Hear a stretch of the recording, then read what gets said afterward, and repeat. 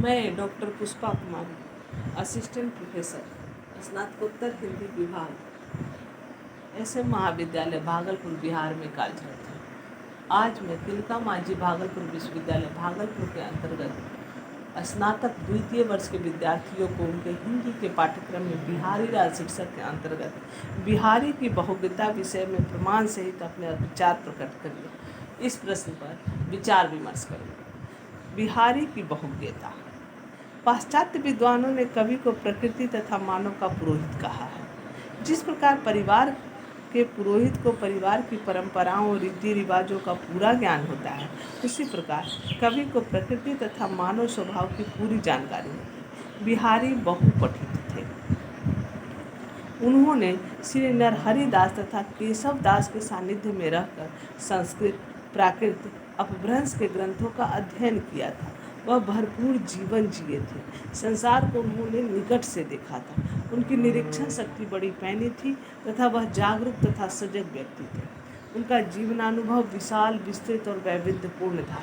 उन्होंने अपनी जागीर काली पहाड़ी में गांव और गांव का जीवन भी देखा था तथा शाहजहां, जयपुर नरेश जय सिंह तथा अन्य अनेक आश्रयदाता राजाओं के दरबार की चकाचौंध, उनका वैभव, उनका भोग विलास, उनकी सामंती आदतें भी देखी थी। वह लोक जीवन से भी परिचित थे तथा संभ्रांत नागरिक जीवन पद्धति से भी। अपने दीर्घ जीवन काल में वह जीवन के विविध उतार चढ़ावों के बीच से गुजरे थे। तरह तरह के लोगों के संपर्क में आए थे। मानव स्वभाव की जटिलताओं को समझते थे। अतः उनका ज्ञान क्षितिज अत्यंत विस्तृत था। बिहारी के काव्य का मुख्य विषय श्रृंगार है तथा भक्ति, नीति, दर्शन संबंधी दोहे भी मिलते हैं, परंतु काव्य विषय सीमित होते हुए भी उनका काव्य इस बात का प्रमाण है कि उन्हें अनेक विधाओं, कलाओं तथा विज्ञान की कुछ शाखाओं की जानकारी थी। बिहारी के दोहों को पढ़कर स्पष्ट हो जाता है कि उन्होंने ज्योतिष शास्त्र का अध्ययन किया था और उन्हें नक्षत्र ज्ञान भी था। अन्य विधाओं की तुलना में उनका ज्योतिष ज्ञान अधिक परिपक्व था।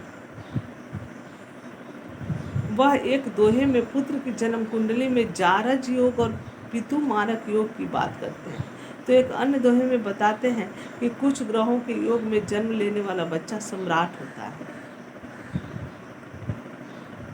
ज्योतिष शास्त्र के अनुसार यदि शनि तुला, धनु या मीन में हो अथवा लग्न में पड़ा हो तो उस समय जन्म लेना वाला बालक राजा होता है। एक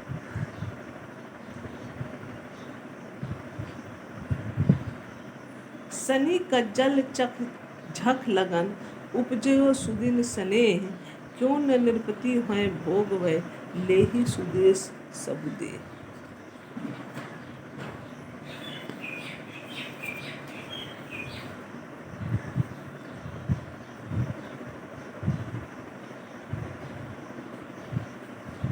ज्योतिषियों का विश्वास है कि जब मंगल के अंदर चंद्रमा की अंतर्दशा होती है तो स्त्री, पुत्र, धनादि आदि सुख मिलते हैं। इसका उपयोग निम्नलिखित दोहे में किया गया। भाल लाल बेंदी, ललन आखत रहे विराजी, इंदु कला कूज में बसी, मनो राहु भय भाजी। इस प्रकार कवि ने अपने ज्योतिष ज्ञान का प्रयोग अनेक दोहों में किया है और यह जानकारी ज्योतिष शास्त्र के अध्ययन का ही परिणाम है, केवल सुनी सुनी बातों का प्रतिफल।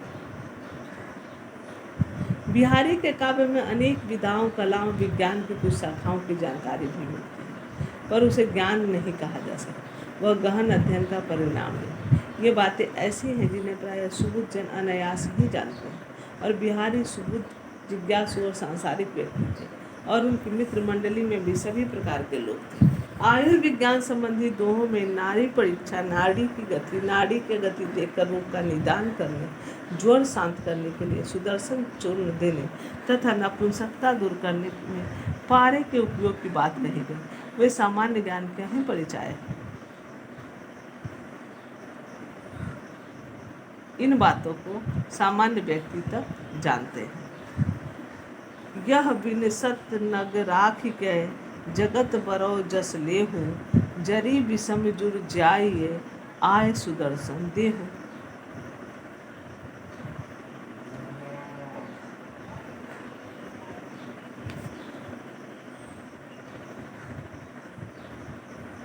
श्रृंगार रस के उद्भट कवि होने के नाते काम शास्त्र का ज्ञान होना तो स्वाभाविक था ही। सूरत सुल्तांत विपरीत रति संबंधी दोहे इसका प्रमाण है। बिहारी अपने वर्ग परिज्ञान के लिए सभी के प्रशंसा पात्र रहे हैं।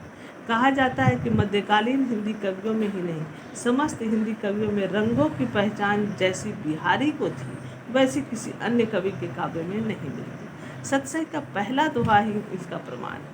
श्याम वर्ण और पीत वर्ण मिलकर कैसे हरे रंग में बदल जाता है, यह बात गोरी राधा और श्याम वर्ण के कृष्ण की छवियों के मिलन में बताई गई। मेरी भव बाधा हरो राधा नागरी सोई, अज्जा तन की छाई परे श्याम हरित दुखी होई।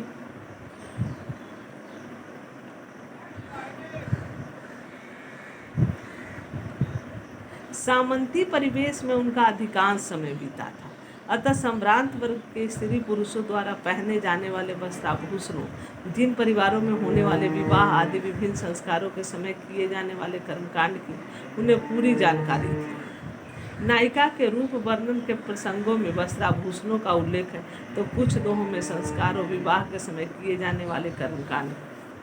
स्वेद सलिल रोमांच कुश गही दुलही अरुनाथ, हियो दियो संग हाथ के हथले वाही हाथ।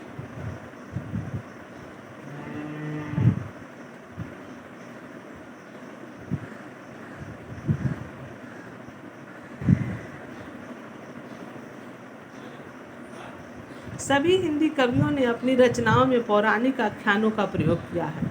हिंदू परिवारों में प्राय रामायण, महाभारत, भागवत पुराण आदि कथाएं बच्चों को घुट्टी में ही पिलाई जाती। अतः यदि बिहारी में उनका प्रयोग किया है तो कोई आश्चर्य नहीं। हाँ, उनके प्रयोग में जो उन्होंने अपनी विलक्षण प्रतिभा का परिचय दिया वह सराहनीय है। कुछ प्रसंग ऐसे भी हैं जिनकी जानकारी सामान्य हिंदू को नहीं होती, जैसे दुर्योधन के जल स्तंभन की विदा की जानने की बात, सब जिसका उपयोग उसने अपने सभी साथियों की मृत्यु के बाद पांडवों से बचने के लिए सरोवर में छिपकर किया था, या रामायण का वह प्रसंग जिसमें बताया गया है कि जब हनुमान सागर पार कर रहे थे तब उन्हें छाया ग्रहणी राक्षसी ने पकड़ लिया था। या भव पारावार को उलघी पार को जाई, तिये छवि छाया ग्राहिनी गहे बीच की आई।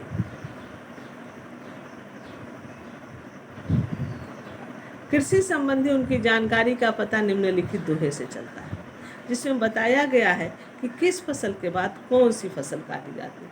सुनु सुक्यो बित्ये बनो, उखो लई उखाड़ी, अरि हरि अरहरी अजो, धर धर हरि ये नारी। इसी प्रकार उनके दोहों से संकेत मिलता है कि वह नट विद्या, अश्व विद्या, रत्न परीक्षा, मृग या इतिहास की कुछ प्रमुख घटनाओं से भी परिचित थे और उनका उपयोग बड़े कौशल से किया है।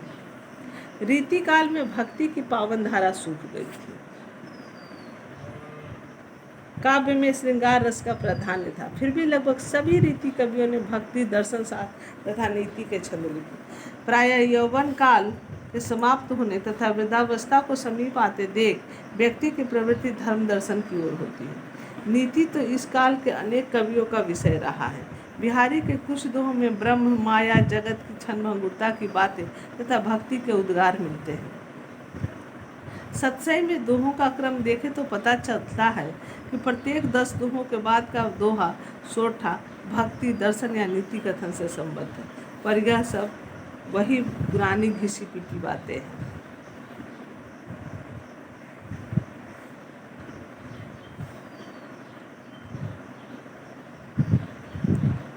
निष्कर्ष इस प्रकार निष्कर्ष स्वरूप हम कह सकते हैं कि बिहारी की रुचि अनेक विषयों में थी। इन विषयों की जानकारी भी उन्हें थी, परंतु इससे यह सिद्ध नहीं होता कि वे महान विद्वान, निष्णात पंडित थे।